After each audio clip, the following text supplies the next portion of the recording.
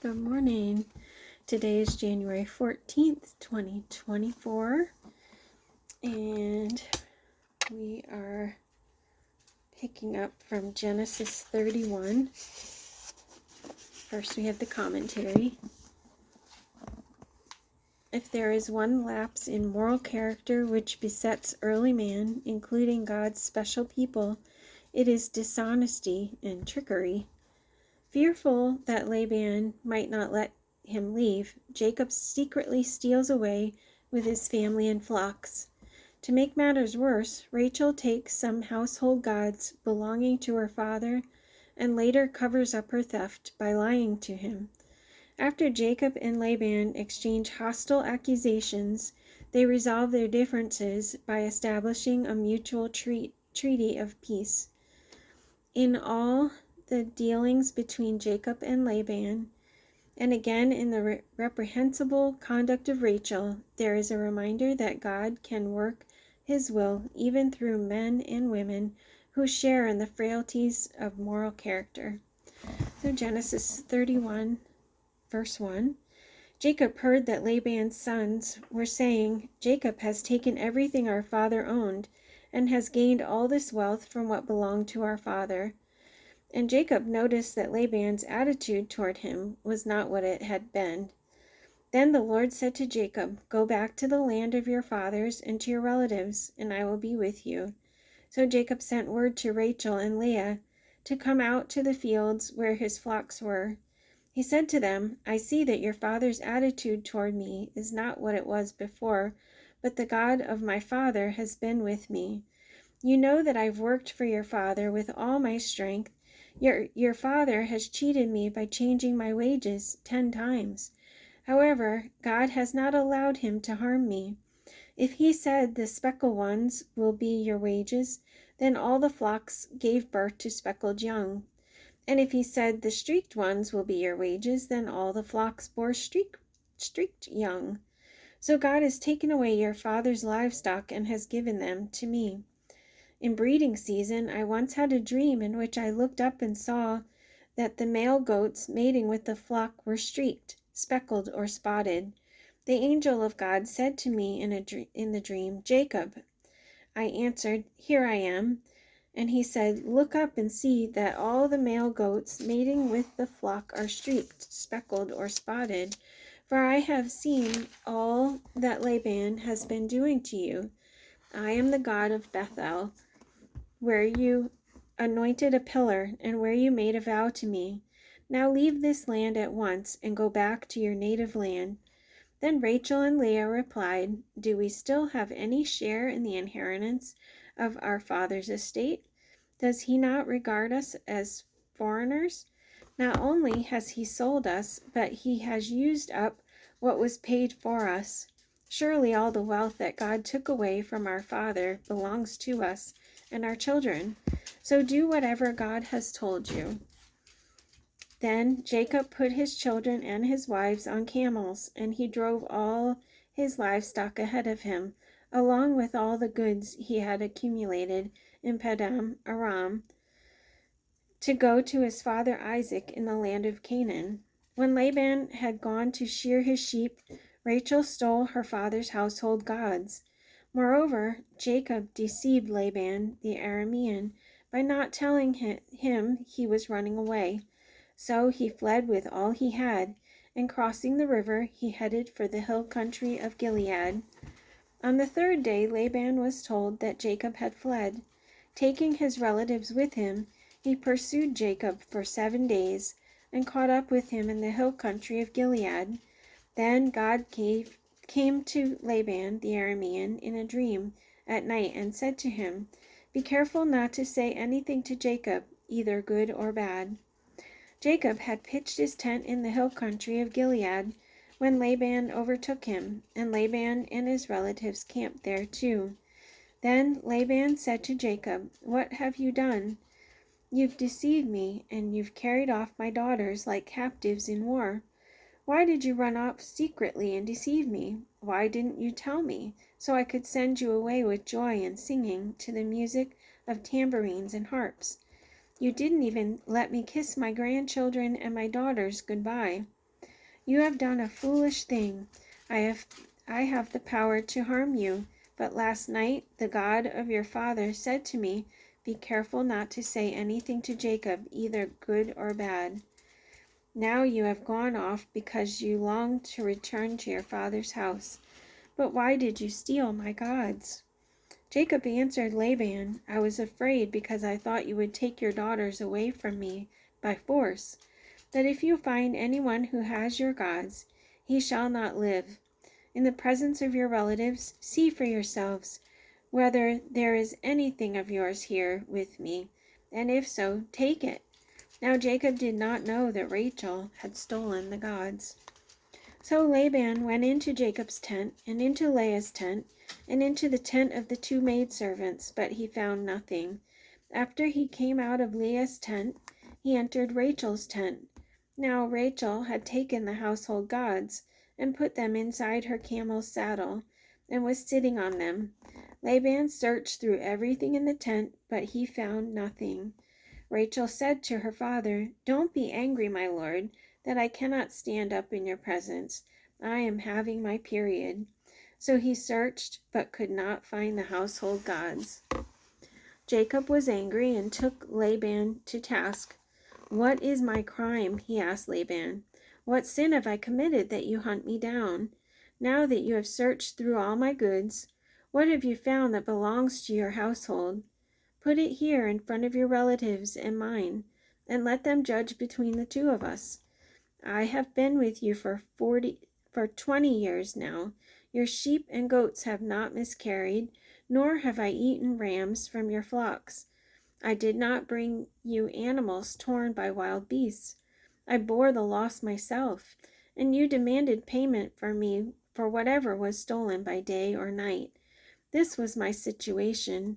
The heat consumed me in the daytime, and the cold at night, and sleep fled from my eyes. It was like this for the 20 years I was in your household. I worked for you 14 years for your 2 daughters, and 6 years for your flocks, and you changed my wages 10 times. If the God of my father, the God of Abraham, and the fear of Isaac had not been with me, you would surely have sent me away empty-handed. But God has seen my hardship and the toil of my hands, and last night he rebuked you. Laban answered Jacob, The women are my daughters, the children are my children, and the flocks are my flocks. All you see is mine. Yet what can I do today about these daughters of mine, or about the children they have borne? Come now, let's make a covenant, you and I, and let it serve as a witness between us.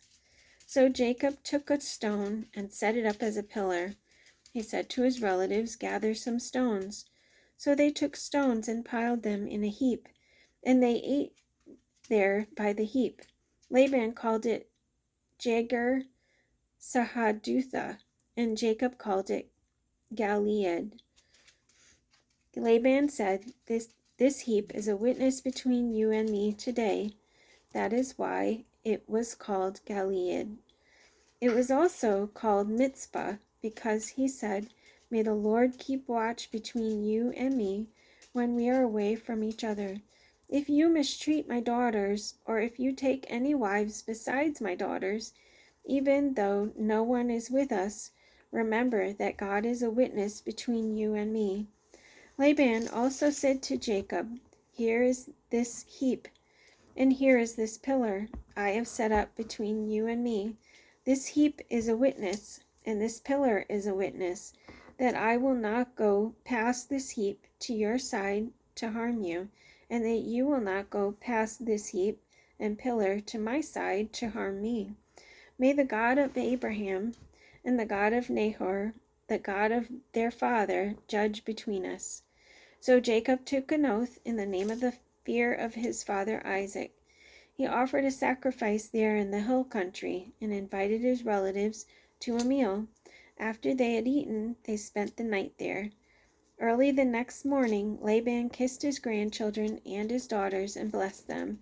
Then he left and returned home. We have another Commentary.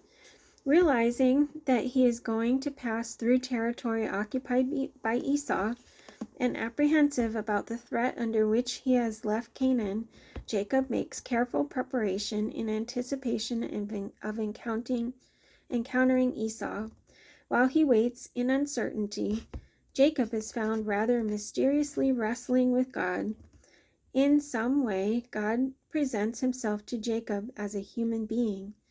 Why Jacob is wrestling is not given in this account, but his physical struggle is not unlike the spiritual struggle of a person facing potential conflict or perhaps death.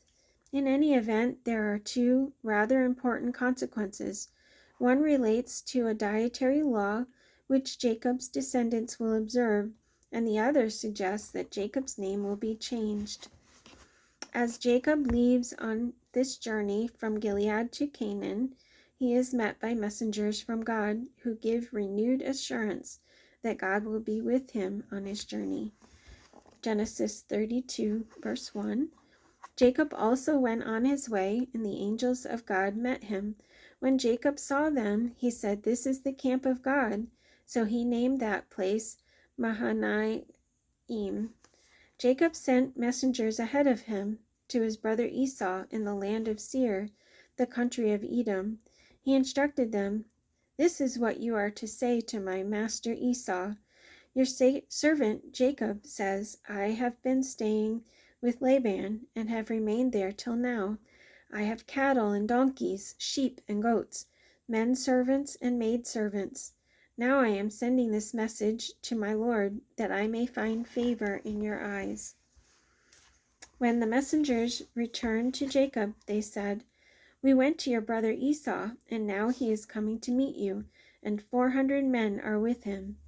In great fear and distress, Jacob divided the people who were with him into two groups, and the flocks and herds and camels as well.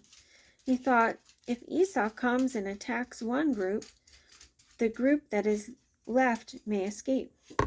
Then Jacob prayed, "O God of my father Abraham, God of my father Isaac, O Lord, who said to me, 'Go back to your country and your relatives, and I will make you prosper.' I am unworthy of the kindness and faithfulness you have shown your servant. I had only my staff when I crossed this Jordan, but now I have become two groups. Save me, I pray, from the hand of my brother Esau, for I am afraid he will come and attack me, and also the mothers with their children. But you have said, I will surely make you prosper, and will make your descendants like the sand of the sea, which cannot be counted." He spent the night there, and from what he had with him, he selected a gift for his brother Esau, 200 female goats and 20 male goats, 200 ewes and 20 rams, 30 male camels with their young, 40 cows and 10 bulls, and 20 female donkeys and 10 male donkeys. He put them in the care of his servants, each herd by itself, and said to his servants, "Go ahead of me and keep some space between the herds." He instructed the one in the lead, "When my brother Esau meets you and asks, 'To whom do you belong, and where are you going? And who owns all these animals in front of you?' Then you are to say, 'They belong to your servant Jacob. They are a gift sent to my lord Esau, and he is coming behind us.'" He also instructed the second, the third, and all the others who followed the herds. "You are to say the same thing to Esau when you meet him, and be sure to say, 'Your servant Jacob is coming behind us.' For he thought, 'I will pacify him with all these gifts I am sending on ahead. Later, when I see him, perhaps he will receive me.' So Jacob's gifts went on ahead of him, but he himself spent the night in the camp. That night Jacob got up and took his 2 wives, his 2 maidservants, and his 11 sons, and crossed the ford of the Jabbok. After he had sent them across the stream, he sent over all his possessions. So Jacob was left alone, and a man wrestled with him till daybreak. When the man saw that he could not overpower him, he touched the socket of Jacob's hip, so that his hip was wrenched as he wrestled with the man. Then the man said, "Let me go, for it is daybreak." But Jacob replied, "I will not let you go unless you bless me." The man asked him, "What is your name?"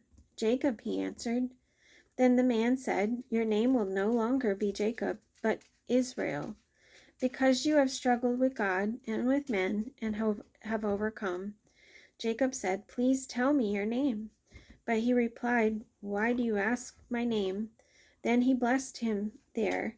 So Jacob called the place Peniel, saying, "It is because I saw God face to face, and yet my life was spared." The sun rose above him, and as he passed Peniel, and he was limping because of his hip. Therefore, to this day, the Israelites do not eat tendon attached to the socket of the hip, because the socket of Jacob's hip was touched near the tendon. Jacob looked up, and there was Esau coming with his 400 men. So he divided the children among Leah, Rachel, and the 2 maidservants. He put the maidservants and their children in front, Leah and her children next, and Rachel and Joseph in the rear. He himself went on ahead and bowed down to the ground 7 times as he approached his brother. But Esau ran to meet Jacob and embraced him. He threw his arms around his neck and kissed him, and they wept. Then Esau looked up and saw the women and children. "Who are these with you?" he asked. Jacob answered, "They are the children God has graciously given your servant." Then the maidservants and their children approached and bowed down. Next, Leah and her children came and bowed down. Last of all came Joseph and Rachel, and they too bowed down. Esau asked, "What do you mean by all these droves I met?" "To find favor in your eyes, my lord," he said. But Esau said, "I already have plenty, my brother. Keep what you have for yourself." "No, please," said Jacob. "If I have found favor in your eyes, accept this gift from me. For to see your face is like seeing the face of God, now that you have received me favorably. Please accept the present that was brought to you, for God has been gracious to me, and I have all I need." And because Jacob insisted, Esau accepted it. Then Esau said, "Let us be on our way. I'll accompany you." But Jacob said to him, "My Lord knows that the children are tender, and that I must care for the ewes and cows that are nursing their young. If they are driven hard just one day, all the animals will die. So let my Lord go on ahead of his servants, while I move along slowly at the pace of the droves before me, and that of the children, until I come to my Lord in Seir." Esau said, "Then let me leave some of my men with you." "But why do that?" Jacob asked. "Just let me find favor in the eyes of my Lord." So that day Esau started on his way back to Seir. Jacob, however, went to Succoth, where he built a place for himself and made shelters for his livestock. That is why the place is called Succoth. After Jacob came from Paddan Aram, he arrived safely at the city of Shechem in Canaan, and camped within the sight of the city. For 100 pieces of silver he bought from the sons of Hamor, the father of Shechem, the plot of ground where he pitched his tent. There he set up an altar and called it Elohi Israel. And that's it for today. Have a great day. See you tomorrow.